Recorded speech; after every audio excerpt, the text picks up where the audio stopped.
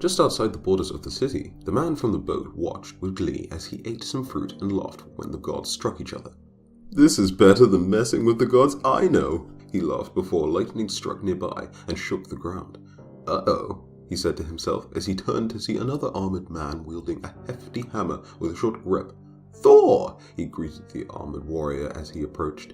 "You know, I was just looking for you." Thor grabbed the man by the neck and slammed him into a nearby tree. "Whatever trouble you are up to, Loki, I will not allow it," he stated.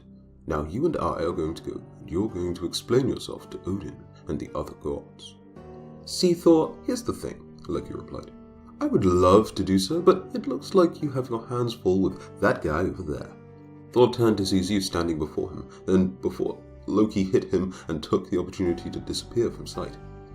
"You know, I don't like to be ignored," Zeus said as Thor was about to leave to search for Loki. "What right do you have to command lightning as I do?" "By the right of my father, Odin, and my hammer Mjolnir," Thor replied. "And what of you?" "By my right as the conqueror of the Titans," Zeus replied, as a storm rolled in. "Hold, long-bearded one," Thor said. "I am not your enemy. The man you saw me apprehend is the trickster god Loki. He may have started trouble for you. He is your enemy." "Yes, I heard the conversation," Zeus replied. "Your name be Thor, right?" "Indeed. And yours?" "I am the Might, Zeus," Zeus replied as he flexed his arms. "Ruler of the gods of Olympus." "So there really are other gods," Thor said to himself before turning to Zeus. "Long-bearded one, I mean, Zeus, will you aid me in the capture of Loki and halt his plans?" "It would be foolish of me not to cooperate," Zeus replied. "I will help you, but first we must stop those three from making a bigger mess than your friend made." Thor turned to the city to see the three gods still fighting, though Scylla seemed to have begun gaining the upper hand. "Right," Thor replied as they headed for the fight. Poseidon and Athena fought vigorously, but alas, Scylla had gained the upper hand somehow, and had Poseidon pinned to the wall whilst having Athena disarmed and wrapped upside down by one of her dogs. "Now, which to get rid of first?" Scylla said to herself. She eyed Poseidon in his helpless state, vulnerable and tempting feast for her dogs, but before she could do anything, lightning struck her with enough power to paralyze her for a moment before another lightning bolt struck her, but this one felt as though a blunt object that weighed as much as a planet had hit her and sent her to the ground unconscious. Scylla awoke with a headache and found herself tied up in chains. What's the meaning of this?" she shouted as she looked up to see Thor, Zeus, Poseidon, and Athena looking at her struggle. "It's no use, Scylla," Zeus explained. "I had Vulcans forge these chains to keep you in check while our guest explained the situation." Zeus gestured to Thor, and he nodded in return. "To start, the three of you were played for fools," he began. "A god by the name of Loki hand-guided you into a fight for his amusement." "We've never heard of this Loki. We were not prepared," Athena replied. "Which is why, my daughter, I don't blame you for falling for his traps," you said, causing Athena to look away in a bit of shame. "It really isn't anyone's fault," Thor continued. "Loki is the trickster god for a reason. He's clever, more than anyone known. He has caused many problems for the other gods, I know, and all for his amusement. What matters now is what he plans for his next form of amusement, so that we may capture him." Scylla cleared her throat. "Can I get out of these now?" "Will you behave?" Poseidon asked. "Don't test me!" Scylla roared in an inhumane voice. "Fear not, Scylla," Zeus interrupted. "I will release you, for now that you know the truth, you have no reason to attack any of us." Scylla stared at Poseidon as the chains were removed, but she did not act. "Now then," Athena spoke, "about Loki, where do we start in finding him?" "I am unsure," Thor replied. "Loki's cleverness is unrivaled. You must be able to think like him, to track him." "Father, Poseidon, what of your brother?" Athena asked. "Have you heard anything of his recent actions?" "No, but I see your point," Poseidon replied. "What does your brother oversee?" Thor asked. "My brother, Hades," Zeus replied. "He oversees the underworld." "Let us pay your brother a visit, then," Thor said as they headed off. Arriving at the underworld, the gods look around for any sign of an ambush from Loki before noticing their sudden shortage in numbers. Hey, where'd Scylla go up to? Athena asked. She was right here a moment ago, Poseidon replied. Is the tentacle child not your responsibility? Thor asked. Don't even try to pin her on me, Poseidon replied. I have nothing to do with... A sudden surge of thousands of horrible screams interrupted him before a shadow appeared. The four turned to see Hades rise before them, standing wordlessly for an unknown amount of time before he spoke. What brings you to my realm? He asked. We are here in search of a god, brother, Zeus replied. He is known as Loki, a god of tricks and deception. Ah, yes, I know him, Hades replied. You do? Thor asked. Yes, an amusing one, Hades replied. He came before you did, asking for time to eliminate one of yours. Thor raised his hammer threateningly. And did you? He asked. Hades simply laughed and sunk into the ground. Where did he go? I am unsure, Zeus replied. He may have gone to meet up with Loki. He wanted to kill one of us, Poseidon reminded them. We'll have to stick together to... Scylla! Athena suddenly shouted. They're going after her.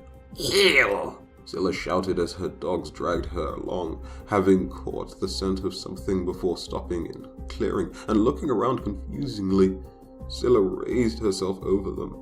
What are you doing? She shouted. The 5 of you are in big... Scylla stopped at the number 5, she thought to herself as she examined the dogs before one of them jumped at her and clawed her cheek as she dodged the attack. Hello, little girl, the dog spoke.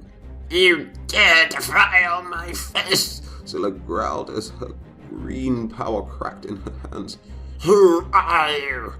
I am Fenrir, but not that my name matters to you, the dog chuckled as he grinded his claws on the ground.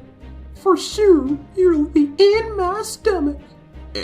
Whatever shall I do? Scylla mocked as she placed her hand on her head as if in distress. I'm being threatened by Fenrir. Somebody save me. I'm going to kill you. Fenrir roared as he lunged at Scylla, only to be tossed aside by one of her dogs as the others tore into him. You little Fenrir, Scylla cooed. You don't have a chance. Scylla suddenly screamed in pain as a dagger buried itself into her back. She turned to see Loki smiling at her before disappearing, having completed his distraction as Fenrir sprung up and locked his jaw on her neck. Scylla screamed in pain as her dogs bit viciously into Fenrir to get him off of her. But Fenrir shook ferociously to sink his teeth into Scylla's throat before tearing it out and retreating to watch Scylla try to stop the blood that gushed out of her neck and into her lungs as well. Fenrir laughed as her eyes rolled into the back of her head as she let out a blood-filled gargled cry before falling to the ground limp and still. Who didn't stand a chance? Fenrir mocked as he howled in victory before looking at her in sudden disgust. What a waste of time. She looked bigger before, he said to himself. She won't feed more than for 5 minutes. A scent caught his nose and he turned towards the direction of the source. But that is a feast. Scylla, Athena called out. The tentacle child can handle her own, can't she? Thor asked. Indeed, but it troubles me that she has not shown herself by now, Zeus replied. Athena stopped as she spotted a torn piece of Scylla's dress on the floor. Father, she began, but noticed that she had lost them as they had continued their way. Sighing to herself, she began to follow the trail that seemed to have been left by something being dragged. After a few moments following the trail, she came across the bloodied body of Scylla in a clearing. Surely she's just lost, Thor suggested. Indeed, Zeus replied, but a growl was heard. Hold, Thor whispered. You think it's her? Poseidon asked. No. There would be more than a single growl, Thor replied, as he noticed the loss of his daughter's presence. Where is Athena? Poseidon was cut off as he raised his trident and caught a large figure on it before lunging it away. The figure stood on all fours and circled the 3 gods. Fenrir, Thor exclaimed. What are you doing here? Simply taking an opportunity at the buffet before me. he replied before lunging at them once more, only to be stopped by a tentacle that sprung up from the ground and caught his throat. 2 more appeared and caught his forelegs before pulling them apart to leave him in a crucified position. The ground shook as Athena ran towards her father and the others, shouting at them to back away. "Athena, where in the name of me have you been?" Zeus asked. "Long story short, I found Scylla, and she's not happy," she said as the ground broke open and Scylla rose alive and very angry. Shadows were cast on her body, hiding her face and wounds, but not her green, glowing, angered eyes. "You?" Fenrir exclaimed in confusion. "How can you?" Fenrir stopped short as he saw Scylla grin. Are you hungry, Fenrir? Scylla asked. How are you speaking? Fenrir asked as Scylla came close enough to see that her throat was still ripped out. I am a god, you imbecile! Scylla replied. I played dead. It can take more than this to kill me. Something like this. Scylla used both her hands to grab Fenrir's jaw, began to force it open. Open wide, she sang before tearing it open and causing Fenrir's jaw to dislocate as he whined in pain. I always feed my pets. Sorry. The remaining tentacle dog came up to her before she pointed down Fenrir's throat. Succumb! On command, Zoe dove into Fenrir's throat and began to tear him up from the inside out. Scylla continued to pull apart his jaw. Fenrir thrashed and struggled to break free, but to no avail, as Zoe finally tore through his stomach and continued to thrash about and tear everything around her apart before Fenrir's body tore open and splashed his blood all over the floor. Scylla tore his jaw off with ease, thanks, and tossed it aside before grabbing onto the remnants of his head, staring into the eyes of the still alive dog. How does it feel? Scylla asked before she pulled on his head and her dogs pulled the rest of his body. Effectively tearing off his head, tossing the body aside, Scylla retreated her dogs back under her dress before looking down to see that it had been completely turned red from her and Fenrir's blood. You ruined my dress, she said to herself as the others approached. Are you okay, Scylla? Athena asked as she tried to get a closer look at Scylla's neck. No, she replied as she pulled out a dagger. Nobody stabs me and gets away with it. You should cover up that wound, Thor suggested.